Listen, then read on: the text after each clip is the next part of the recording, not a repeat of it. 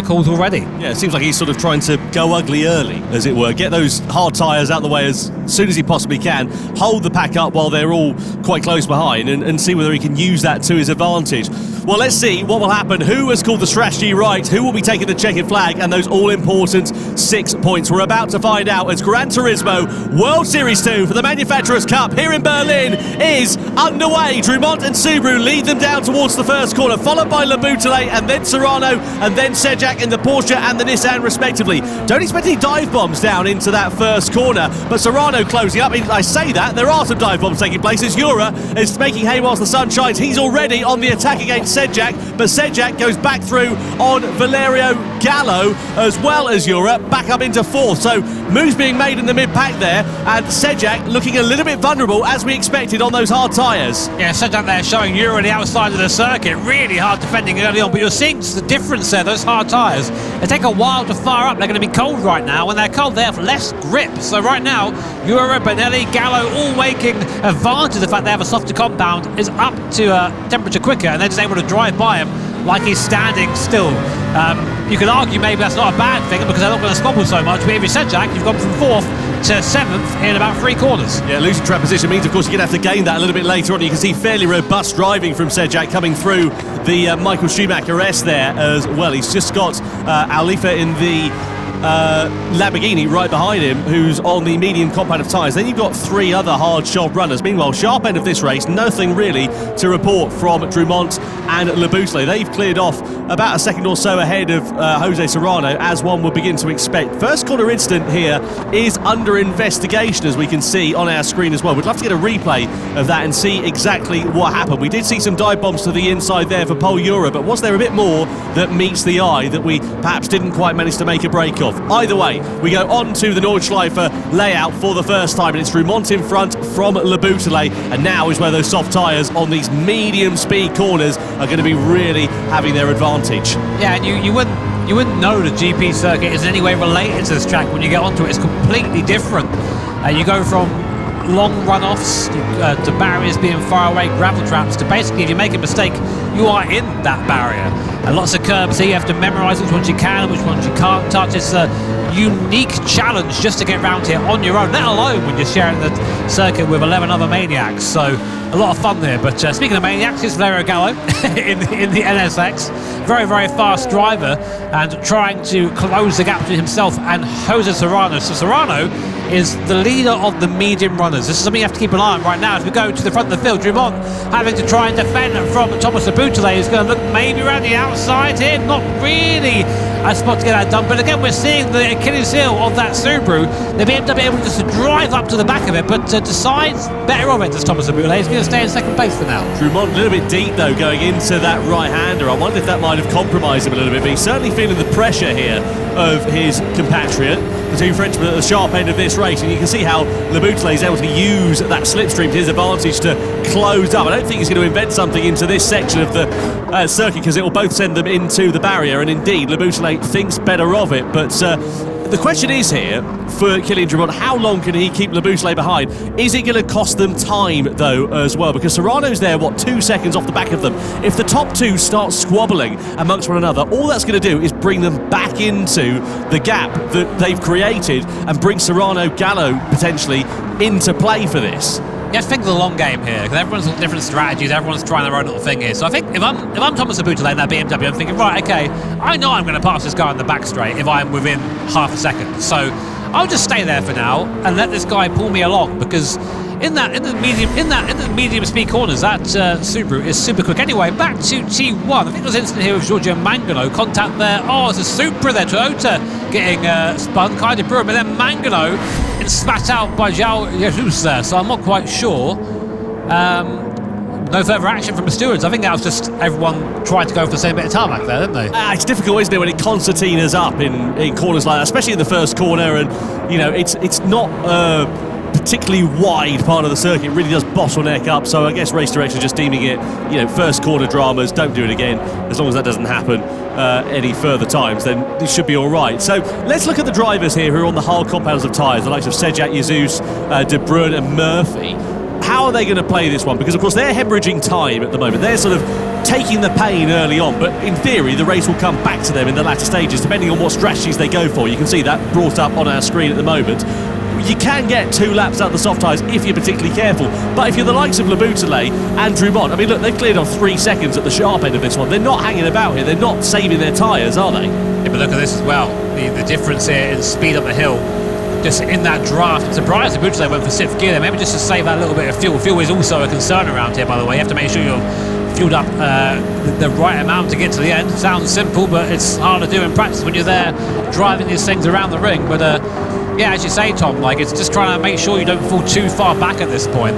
And it just, I get the impression that Le Boutelet is just kind of biding his time.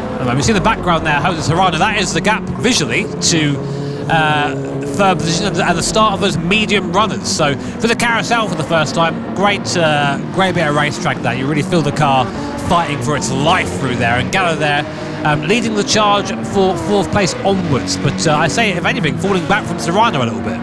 Yeah, it's going to be interesting to see how this one plays out, because I was mentioning about the hard shot runners, you know, damage and limitation for them, but exactly the same story for the medium shot runners. You've got now 3 sort of sets of drivers, all in their own group, all running their own strategies, and this is what happens in the Manufacturers' Cup when you have races like this, is that, you know, they're not necessarily the most action-packed ones in the first couple of laps, but towards the end, once all the strategies all work out, the fuel stops, the tyre saving, and so on and so forth, once they've all taken place, you get a really exciting crescendo to this race. So the likes of Drumont and Le Boutelet, fine, the race is great for them in these early stages of it, but the latter stages, they're going to be taking that pain that the drivers on the medium and the hard runners are suffering from now, so they're going to be slower towards the end of the race, and the converse for those behind.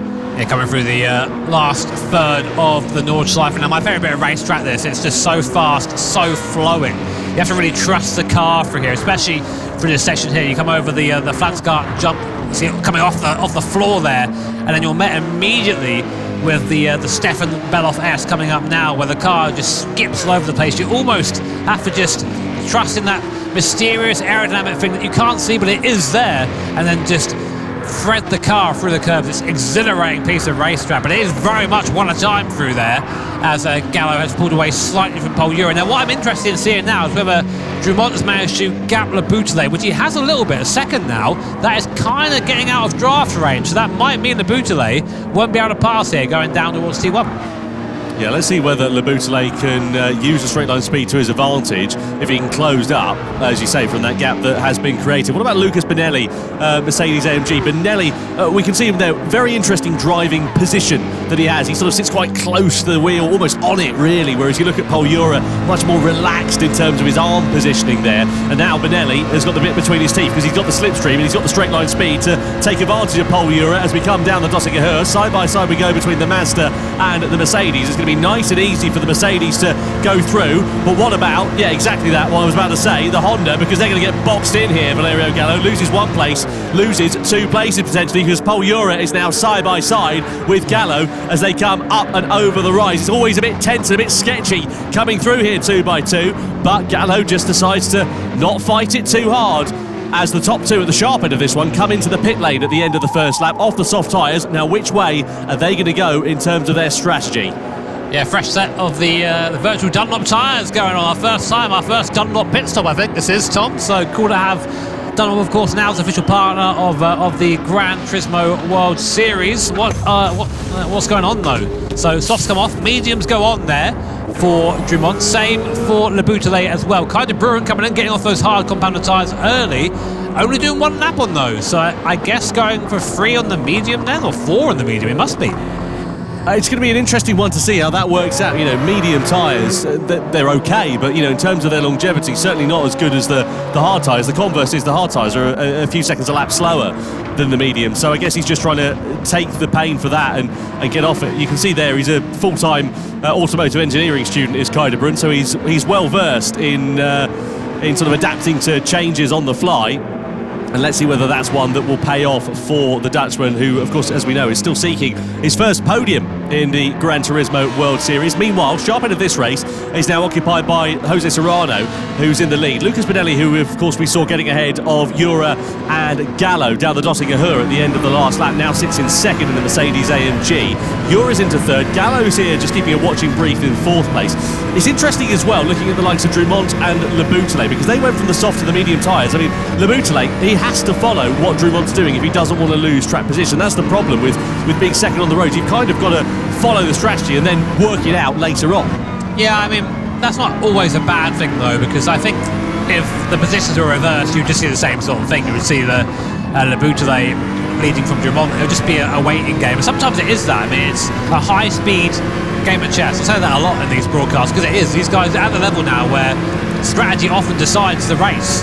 The actual drive performance is so close, so we'll keep an eye on those and keep you informed. Benelli's struggling there for the first part of the Hudson-Back complex, just trying to get the car turned in. Of course, that AMG front engine, so prone to sometimes a little bit of understeer. Looks like it's really struggling with the front end through there, but able to keep the pace for now.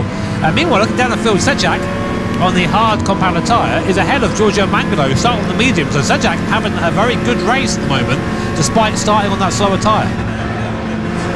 Yeah, we know that Mangano, of course, was caught in some bother, don't we, down at that first corner, which kind of started the Lexus drivers' race off on the back foot. And they've, bear in mind, they're reigning champions. Lexus have had a dog's day so far of 2025. It's not been brilliant. Pointless in London, and now down in 7th place for this. They'll be really hoping for fortune to favour them in the second half of this race, and also in the second half of the Gran Turismo World Series for 2025 as well. Benelli, a little bit wide there, just going through that right-hander. Might allow Jura and Gallo to close up just a touch. It's, again, very much one at a time through this part of the lap, but you wonder whether Benelli's just starting to push a little bit harder, maybe just making a couple of mistakes and allowing a bit of a sniff of an opportunity here for Jura and Gallo possibly to see where Benelli is a little bit weaker, maybe on the exits of the corners or the entries to the corners, wherever it may be, and use that to their advantage to try and create an overtaking opportunity. Yeah, I get the impression Benelli actually is maybe holding these guys up a little bit at the moment. We'll see though. He needs to try and bridge that gap, because we know Paul Jura will go for a move. We know Gallo will go for a move if he sees one there, so always one to watch out for. So Serrano it is at least 2.5 seconds to the sharp end of this race. He's still got the 3 hard shot runners of Sejak, Jesus and Murphy, the 3 newcomers, 3 out of 4 newcomers who are racing this one. I have to say, Nafir Al-Falia, the Saudi Arabian driver making his debut in this event, is doing a great job of things in the Lamborghini, currently sitting in P5. Meanwhile, this is Mangano returning the favour on Sejak, just coming through that left-hander. Yeah, I think there's a K on there from Sejak, just basically saying, yeah, go on, mate, off you go, don't worry about it, pull me along. And yeah, there they are. Jesus there as well, of course, right behind Sejak. And man, that's that 458. I haven't heard a V8 Ferrari like that for a while. Sounds great, that thing, doesn't it? Yeah, well, you would say that you've just gone and bought one. And it's not a 458, but a Ferrari V8. All right. No, it's a cracking sounding car. It's a 9,000 RPM out of the box, that car. It's the last naturally aspirated V8 Ferrari ever made, and probably likely to have ever been made as well, with Jesus behind the wheel, piloting it in 8th position. Meanwhile, 2nd, 3rd and 4th still running nose to tail with one another. Benelli ahead of Jura, ahead of Valerio Gallo as they come over the rise. So all pretty steady at the sharp end of this one, but Serrano doing a good job of having built a gap actually to the trio of drivers. I say fairly steady because Jura is now on the attack against Benelli as they go side by side, and the door is going to open in for Gallo. There's a bit of contact in the mid part of that right-hander there as Benelli just sort of almost merged into one. The upshot is the Brazilian driver drops 2 places. Yeah, I mean, I saw that coming. I think now these guys have been waiting to sort of be released from Benelli, and I think we're probably going to see Benelli fall to the back of these guys now. He had a good effort having the Mercedes up there, but he hasn't quite had the same level of precision and pace as these guys early on. So keep an eye on Paul Jura, keep an eye on Valerio Gallo to go through the carousel for the 2nd time. Still more than half of this race left, so a lot can happen at this point. A lot of pit stops still to come as well. Big question really is whether a lot of these medium runners, are they going to box at the end of this lap? Yeah, it's interesting looking at the sector times. They all look pretty good out there. I mean, they're not going to be as quick. As Drumont is a little bit deep there with Le Boutelet all over his rear wing, and I just wonder whether Drumont's mistake is just going to give the opportunity here for Laboutelet to try and attack, and is he going to use that to his advantage? Where are they up the road to Murphy? About 1.3 seconds away from the Irish driver, so that could come into play here as well, because Murphy's on a slower compound of tyre and could be a bit of a cork in the bottle. It might favour Laboutelet, it might favour Drumont, depending on how it works out, really. Let's have a look at what happened, meanwhile, with Benelli. So you've got Ura here on the outside. We're in a flat-out part of this circuit, and then Gallo is going to get a bit of a biff. Does a very good job to keep it on the straight and narrow. The upshot is, though, as we said, Benelli losing 2 places. It was fine. I think it was fine. It's just hard racing, you know. They both came out okay, and I think that, yeah, no further action from my point of view anyway. But I'm not a steward as much as I try to be. Oh, Drumont on the inside there of Jay Murphy, and now this is important here for Thomas Laboutelet as well. He needs to get ahead of the Irish driver in that McLaren as soon as he possibly can, because all the time he's stuck behind him, he's losing track position, losing time that he's then going to have to gain back up later on in the race. And is Murphy going to have anything to do with defending it? He is. He sort of parks the car on the apex there, denies an opportunity for Laboutelet. So this is music to the ears of Kylian Drumont. Side by side they go. Laboutelet's got the inside line and surely will now finally take the position, but you know, he's lost about a second or so in relation to his compatriots. Yeah, that is going to be huge for BMW's race there, because now they've lost that slipstream, they've lost that toe, and will he be able to get it back again? We know that Laboutelet has pace in that BMW, but has he got enough to claw back the gap to Kylian Drumont? This is the best pace for him down the straight here. That BMW does have legs, the Subaru does not. So let's see. But Drumont already now coming up to the back of the guys who haven't pitted so far. Oh, but Benelli back past Gallo. Yep, so Benelli on the attack against Valerio Gallo, coming down the Dossinger Her then. So the 2 medium shod runners still squabbling for position. The Mercedes is ahead for now, but what about Gallo in that Honda NSX? He's going to try and retaliate at the end as we come through the fast left hand, and we've already seen side-by-side action between these two. It just about stayed clean last time. This time, Benelli is able to hold firm ahead of the Italian as Serrano then comes into the pits from the lead of the race. Are the other medium shod runners all coming in? Looks like they are, aside from Valerio Gallo. He's decided to go for another lap.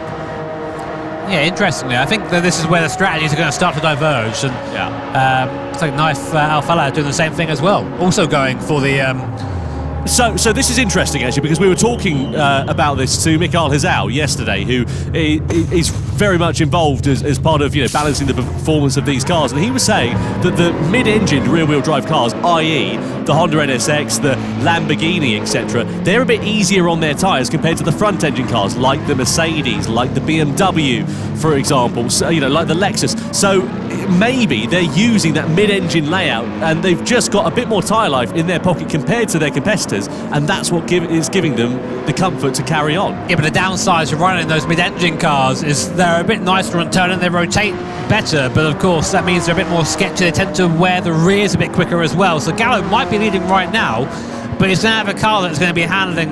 It's going to be pretty tricky getting this thing around at pace on on these worn medium tyres. But Gallo, we know he's a very quick, very capable driver, our 2021 Nations Cup champion, of course. But as you say, yet to taste success in the Manufacturers' Cup.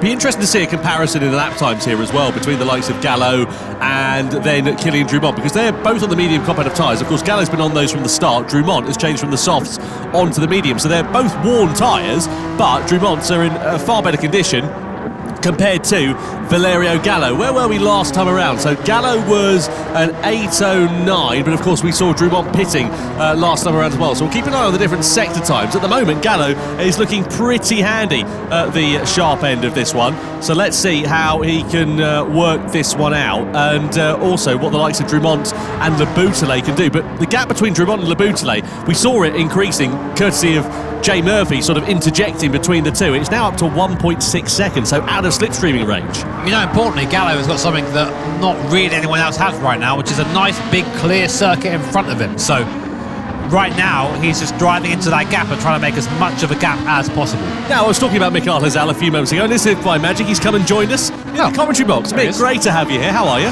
Hey, good, and you guys? Very good. All the better for having you here. This is going to be, I think, the thinking driver's race, this one, isn't it? There's a lot of different strategies going on in terms of tyres and in terms of fuel. How do you see this one working out? Who, in your opinion, having watched it from the sidelines at the moment, is in a prime position? So, like, you already talked about the tyre wear before, like the different strategies where some of the other drivers already went into the pits at the end of lap 2.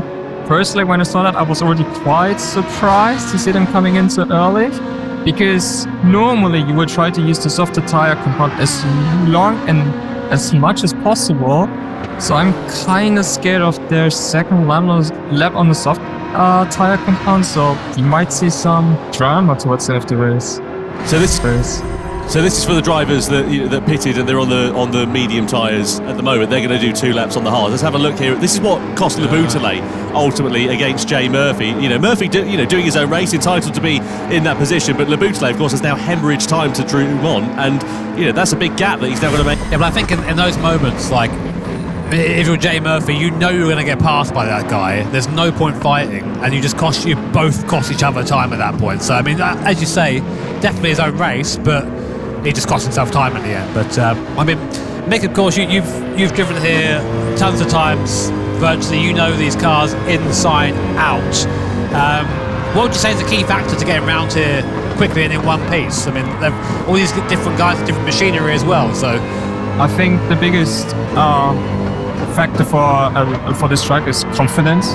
If you don't have the confidence to use the curbs or like to know your car well around the circuit, then you're automatically going to end up losing a lot of time here. And we are already talking about the longest circuit in the world. So obviously there are a few cars on the track which are like easy to drive compared to a few other cars here, such as the Honda and the Ferrari, in my opinion, are a bit harder to drive than some of the other FR cars out there. But nevertheless, we are talking about the best drivers here in the world, and usually I also expect them to have like a lot of confidence in their own car. So we have Kylian Drummond now in the Subaru going up the inside of Giorgio Mangano, just lets him through there. As I said before, just makes him try sure to lose as little time as possible. And with Valerio Gallo, he's gone for that third lap on the medium tyres. They're pretty worn right now. That car's mid-engine. What can he be expecting handling-wise now for the second half of this lap? I think it should be still fine towards the end of the lap, because I expect him to do either 1 lap on a hard tyre and then to finish off the race on 2 laps on softs, because normally the lighter your car is, it's also going to be more gentle on your tyres, and I think that's the objective of Valerio here. Well, we're talking about the difference between the medium tyres and who's on worn tyres and who's on less worn tyres. Drummond, of course, changed over from the softs at the start of this one over to the medium tyres. He's now, of course, driving like he's left the gas on here, really, isn't he? Because he's up into 3rd place ahead of Giorgio Mangano. And again, that gap between himself and Thomas LeBoutillet, I mean, it's not really increased. It's still about 1.5 seconds, relatively speaking. But, it's pretty stable between those two at the moment. So be keen to see how quickly LeBoutillet is going to be able to dispose of Mangano here. Because, again, this could cost him time. And ultimately, it's going to mean that he's going to have to try and make that time up later on in the race. Yeah. I'm also a bit scared to see Mangano, due to the tyre life of his medium tyres at the moment, it's going to hold up Thomas LeBoutillet from the downhill section onwards. But maybe he can also try to overtake Mangano like Kylian did on Jay Murphy on the previous lap. If he's able to do that, then it's still anything open for the fight for the victory. Well, catching the wrong driver at the wrong time on this circuit, Jimmy, as you well know, is a difficult thing to have to contend with. How do you manage that frustration inside the cockpit when you know you've got a quicker car, you know you're going to be able to find your way through? How do you do it? Let me tell you, I'm glad there's not a mic in that cockpit, because you should hear me. I mean, you might have heard the Frank Stippler thing from a little while ago. Yeah. That's fantastic. Either that, or I am glued to the high beam button. The get out of the way, move. There you go. Yeah, through goes the Boutillet there, getting it done. And again, I think Mangano, Giorgio's been around for a long time. He knows the score. He's not going to sit there on the racing line and cost him both time. But gets out of the way, does it in a way that costs him as little time as possible. But yeah, good for now. Interestingly, Gallo's gap at the front has gone up now to 7 seconds. It was 4.9 at the start of the lap, but of course he hasn't pitted yet as well. So Drummond and Gallo, the ones to watch right now, I think, as well as LeBoutillet also has taken his pit stop. So, how is this one going to play out? Because, of course, Drummond and LeBoutillet, they're going to be on the hard tyres for the closing stages of this race, whereas the likes of Valerio Gallo, what did he start on the medium? He's on the medium, so he's going to run the softs and the hards. The drivers that have run the hards at the moment. You've got Serrano, Jura and Benelli, so they're sort of taking the pain now in this middle stint of the race, hoping that, of course, when they get into the latter stage of it, that they're going to be able to just, drive through and wait for the seats to part, essentially. That's true, but I think because of them only using the medium tires for 2 laps only, I see they want to use the soft tire compound for 2 laps as well. I'm just a little bit scared to see that the end of the second lap is going to be so, I don't want to say bad, but really, really slow for them, so that they can even see the finish lap in the end. So. Oh, look at the closing speed here for Laboutelet on Alflia, then going through on the Dottinger up into 3rd place then for Thomas Laboutelet. So those are your 2 effective race leaders here, Drummond and Laboutelet at the moment, though they're in 2nd and 3rd on the road. Of course, Gallo, as we know, still has a pit stop. He makes that pit stop now. Goes from the medium tyres. Which way is he going to go in terms of this one? Surely it'll be hard tyres for a middle stint and then soft tyres towards the end, or are they going to ignore that strategy and just do something completely different? Let's see how it is going to work out. Either way, Gallo has gone a lap longer than some of his other competitors, and it seems to have made it work okay so far, and he actually goes for the soft tyres, so he's going to have the hard tyres at the end of that one. Is that the way you'd have gone, Mick? Wait, I'm just realising, Kilian and Thomas started the race on soft tyres, right? Yeah. So did they only do 2 laps on mediums? Let's have a look. They did 3 laps on mediums according to Okay. one lap on soft tyres, then change over to the medium tyres. Okay, then I was just seeing something wrong. My bad, I apologise. Don't worry about it, we've all been there. Like, what are you doing? I got scared for a second there, but... Well, so look, the upshot is now you've got Drummond and Laboutelet. They're now on the hard tyres to the end of this race, aren't they? They're not going to be pitting again because it would be completely pointless, you would assume. Exactly, yeah. Right, because obviously, the time you're going to lose, even if you went onto the soft tyres, it's not enough time that you would gain, essentially, even if you're on a quicker compound at the end of this one. So they're now in a position where, from now until the checkered flag, they're losing time compared to everybody else that's behind them. You've got Serrano, Jura and Benelli. They're on the hard tyres for the middle stint. What they're trying to do, I guess, is eke these out so they can get as fresh a soft tyres as they can for the end of it. That's one of the plans they have, but on the same time to have as less fuel as possible. Right. Because for this race, we're using times for tyre wear around the circuit, which is a lot. Like, once your tyres are in a really bad shape, you're going to end up losing a lot of time compared to the other drivers who have much fresher tyres than you. And I assume at the end of this lap we might see Serrano going to go into the pits as well as Paul Bura and Lucas Bonelli, unless they might go for a bit safer strategy to continue the race, or continue to do another lap on the hard tyre compound and finish off on the soft. Well, that's the problem, isn't it? You do 2 laps on the soft tyre, you can do it if you're the tyre whisperer, but it's, we were talking about it before the start of this race. It's not an easy thing to do. Yes, because if you want to do 2 laps on the softs, your outlap alone has to be so gentle. Because once you do Kilian did get a slide on the tires, it's going to affect your tire well in the end. And with times 4 for the soft tire compounds, this is something the tire doesn't like in the end.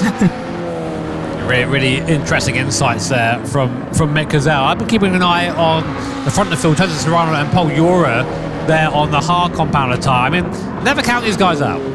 We know how quick the Spanish duo are. Serrano now 4 seconds to good of Paul Jura in that Porsche. What do you think, Mick? Do you reckon that strategy is the one? I mean, they're out on their own. I mean, they're on the hard tyre, but there's no one around them, not losing speed. I think this might not be too bad to be on your own, because we've already seen with Kilian Drummond and Thomas Laboutelet on the previous lap. If you are getting stuck with traffic in front of you, you're going to end up losing a lot of time, which is not really optimal for your own stakes. But if you're on your own, you can also dictate your own race. And let's see. I think the end of the race is going to be pretty exciting. Yeah, another look there of the pass of Laboutelet on Mangano last lap. Back to lap 4, and we see that Laboutelet has gone right back up to the rear spoiler of Kilian Drummond. That 1.5 second gap gone as well. There is a fuel to consider in this race as well, so he might have put a little bit less in. Looking at he's got about the same fuel as Drummond right now. So very, very close, and that's really basically happened because Jay Murphy went onto on the medium compounder tyre and overtook them both and then put them back together again. Yeah, it's interesting how it sort of caused this bottleneck effect now really here with Jay Murphy again being the cork in the bottle. We saw that with Laboutelet. in the opening stages of this race, and he sort of ended up back in exactly the same position here with Alifa, Drumont and Laboutele right on his rear wing, and let's see whether it's going to cost them time. I mean, Alifa here, again, he's not in a race with effectively what is the top two, and all the while they're stuck behind him. They're just hemorrhaging time corner by corner. They need to try and find their way through sooner rather than later.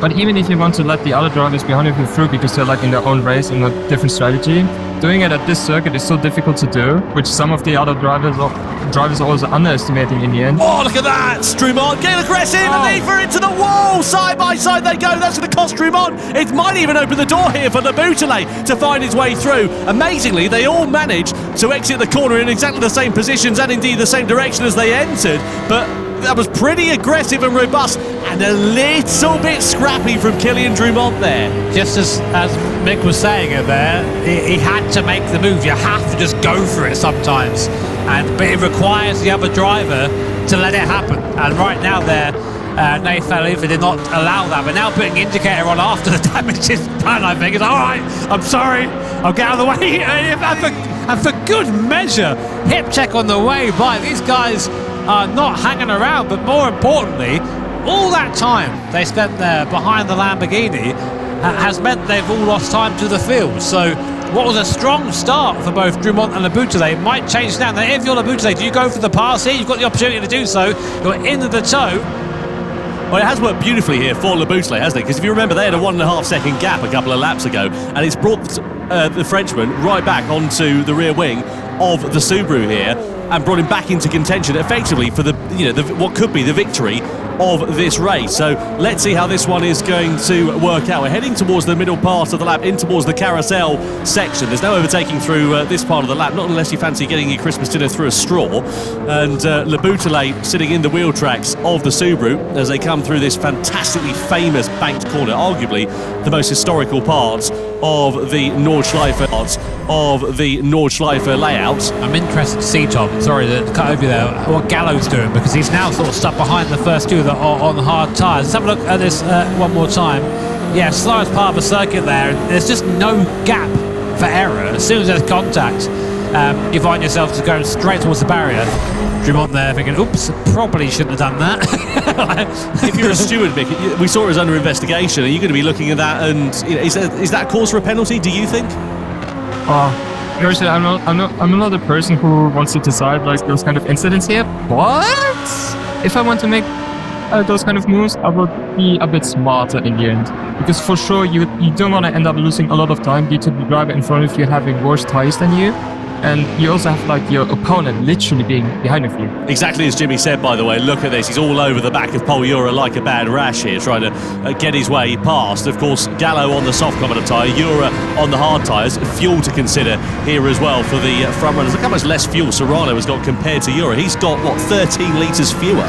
Yeah, but this is a nightmare for Gallo, because he spent the entirety of the last half of the lap here stuck behind the car on hard tyres. He's just basically wasting that soft tyre life.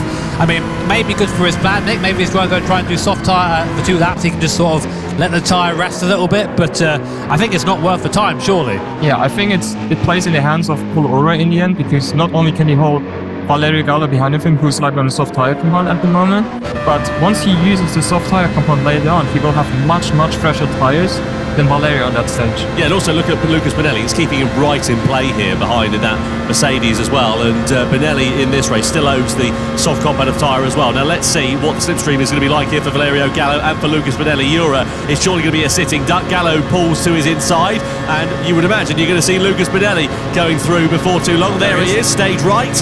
And Jura losing 2 places down the Dottinger Her. So now you've got a Honda and an AMG in front of a Mazda for 2nd and 3rd at this stage of the race. Now let's see what Gallo can do in the closing stages of this one, as Serrano does finally pit from the race lead. He had no choice, he's got no fuel left. Yeah, he had to box there. Comes Laboutele on. Look at that speed difference there on the Subaru, like it's standing still.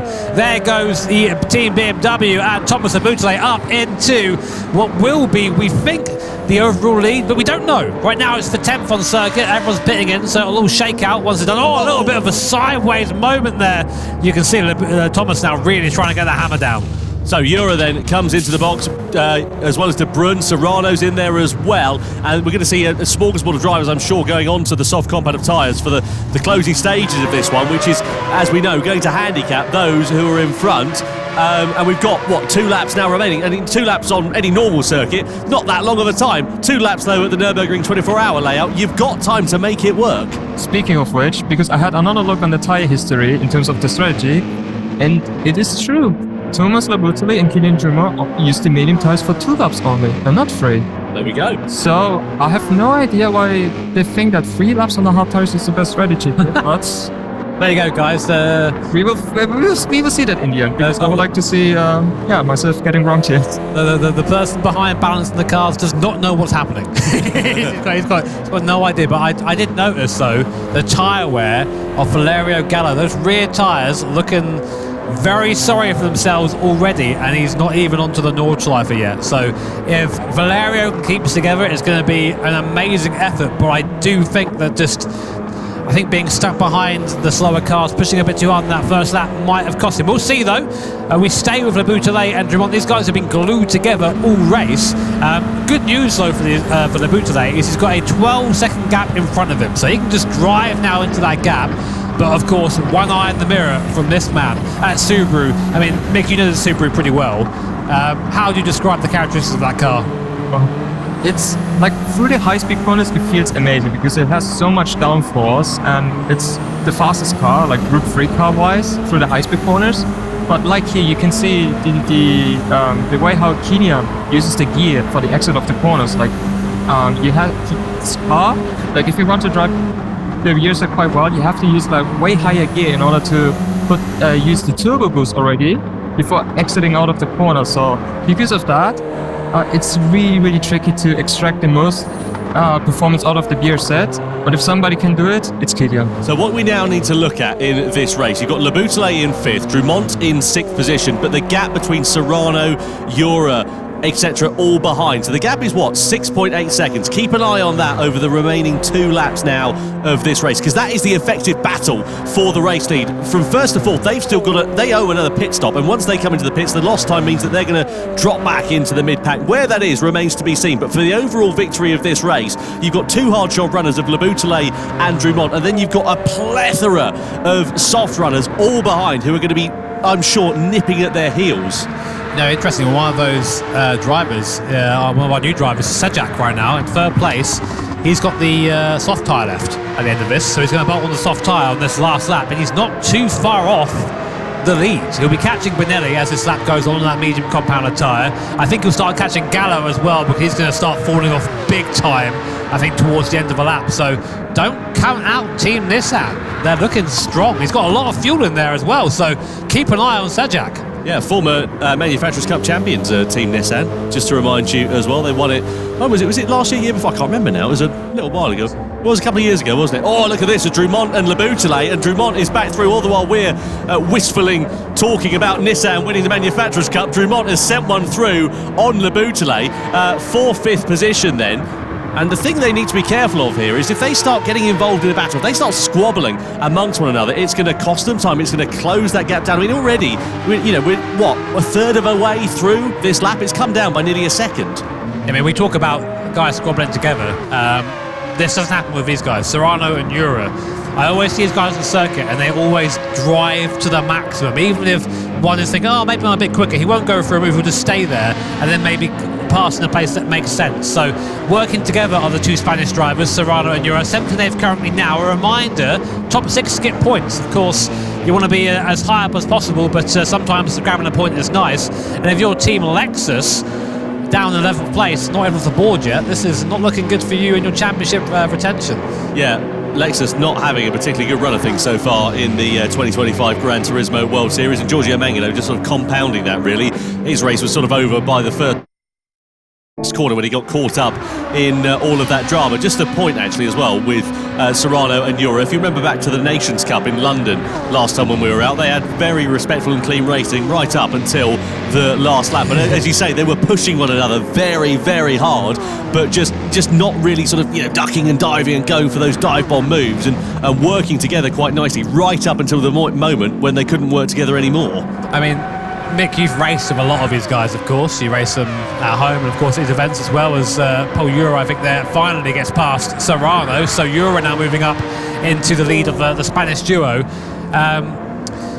Yeah, you race a lot of these guys at home. I mean, when you're in this situation, you've got a lap and a bit to go. Do you sort of think, oh, I know this guy's going to give me room, I know he's going to race me? Or do you think, okay, it's out the window now, it's every man for themselves? Usually, at this stage of the race, everybody thinks of their own race in the end, because it's like you only have like one more lap to go. So why should I even work with you in the end? Unless there's somebody else in front of you who you both might catch up in the end. So that's why you both might try to work that. And I think this is also the case for Paul Euro and Jose Serrano, because we might see another position change at the end of the Döttinger Hill between those two, so that they can also try to minimize the gap to Kilian and to Thomas as much as they can. Gap down to 4.5 seconds now between Le Boutelet and Drumont, as well as Jura. So, you know, that gap, as we said, it's shrunk by 1.5 seconds over the course of this one. Gallo's Dunlop tyres, though, are going to be crying out for mercy at the end of this lap. He's got to come in for the hard tyres at the end of this one, which is going to put him a bit further down the order than he would like to be. He's got Lucas Bonelli, who, as we can see, is on the hard combat of tyres, and those two tyres are nowhere near one another in terms of the performance. About 9 seconds it is between the pace difference over the course of this lap. So that just goes to show you how worn out those soft tyres now are and how much performance it's costing the Italian. This is typical Valerio, though. He just maximises everything. Usually goes over the line. But he will have a go. Like, he will never just go, oh, I'll play it safe. Always goes for maximum performance to Scalo. But right now, as you say, he's going to be really struggling with the rear of that car, just getting that power down, letting the car, you can see it's just moving out the corners. Luckily, he's only got a couple of corners left and a huge straight, so that'll keep him there. But yeah, he's wide there. But Nelly's through, he just can't hold on anymore. Those soft tyres have just fallen off. But do you reckon he got the best out of that? Do you reckon that was a good gamble for him, Mick? Not really, because at first he also got hauled up by Paul Euro, I believe it was, where he also lost a lot of time there. And now, due to the end of the second lap, where the soft tires are not even there anymore, basically, you were able to see how close Lucas Bonelli was like behind the Valerio throughout the entire lap. I really think, I'm looking, sorry, but we have access to the fuel numbers here. I'm sorry you guys don't at home, but right now the person with the most fuel in the top 4 is Sejak, by quite some way. He's got 20 litres of fuel in the car right now to 6 and 4 and 7 from Jesus.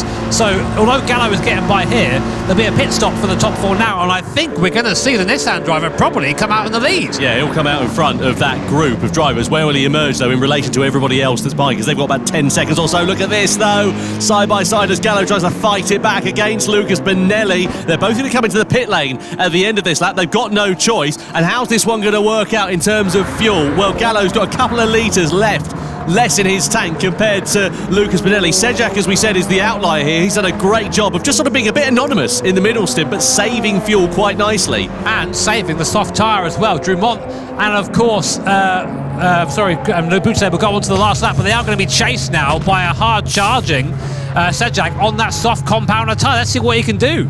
Yeah, one lap of soft tyres is going to be a very welcome sight indeed. So let's see how this one is going to work out. So Drumont now goes through and into the lead. Le Boutelet as well. Valerio Gallo's going to emerge back onto the circuit, but where is Sejak? He's up into, what's that, 6th place, but he's got a brand new set of soft tyres relative to those in front who are a lap old. So he's going to be surely right on their heels and snapping away. Right, so we have Serrano and Jura both out there on that 2-lap, or will be now a 2-lap old soft tyre. They will come off towards the end.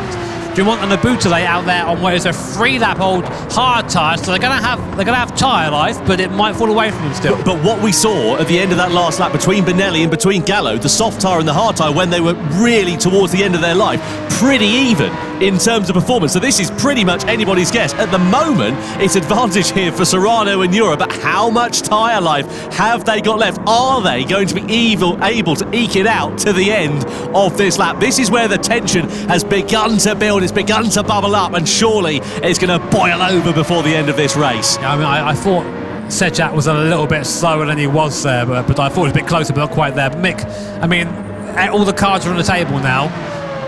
Call a winner. It's that easy. Put it all on reds. It's that easy. I still have to be a bit analytical. What is the thing like an expert here? But you have to think that Serrano has to try to pass through Thomas first. Yeah. So he automatically, because of that, he's going to end up losing some time, which is going to help Kilian. So Kilian is potentially in a really, really good position because we already saw on the previous lap how much Valerio was struggling towards the end of the lap, on the second lap on the softs, and how close Lucas Bonelli was behind of him because of that. So it's going to be really close, but I think Kilian has got this. There you go. Well, Mick, mate, it's been a pleasure. Thanks so much for joining us. You're welcome. Great to get your actual expert analysis of us just guessing the entire time. A man who knows what he's talking about for once in the commentaries. Mick Al joins us here. Thank you very much to him. So we are now on the final lap of action here at the Nürburgring 24-hour layout, and it is Kilian Drumont ahead of Thomas Laboutelet. Both those drivers on the hard compound of tyre. 2 seconds the gap between themselves and Jose Serrano, with Pol Jura just a few tenths of a second down the road. I have to say, Jimmy, I think Sejac's race depends on how quickly he can dispose of Kai de Bruyne in 5th. Yeah, I got to say, I thought it was a bit further along the road than he was there, so I got a little bit too excited for that one, I think. But the 2 guys at the front are going to be running the slowest, well, for a little bit anyway. You know, we've Tim out of this soft tyre doesn't like going a second lap, but Serrano, Jura and Kai de Bruyne, who's in 5th place right now, 6th place, Sejac's by. Sejac's got by Kai de Bruyne, so Nissan now up into 5th position. And next car on the road after the battle for 3rd position. So let's see. We'll keep an eye on that as the sun starts to go down here at the Nürburgring. Yeah, well, 5 seconds a gap, you know, you'd say that, well, that's not enough time to catch up. 5 seconds a gap, you know, you'd say that, well, that's not enough time to catch up. But this is the, you know, the final lap. This is the Nordschleife. 5 seconds, it's not that difficult to sort of close that gap down over a lap as long as this one. Let's see the move then for the Polish driver in the Nissan against the Dutchman in the Toyota. He's going to switch it back to the inside. That is beautifully smooth there. De Bruyne just gives him missing room on the inside, and smooth and sweet as you like for Mikolaj Sejak as he elevates himself up into 5th place as he chases a podium down for Nissan here. That was lovely. Lovely move. You just carry the speed there and just up the inside of the armband. Nothing they can do by the time I see you. Move done. So, the Laboutelet falling off the back of Kilian Drumont, of course.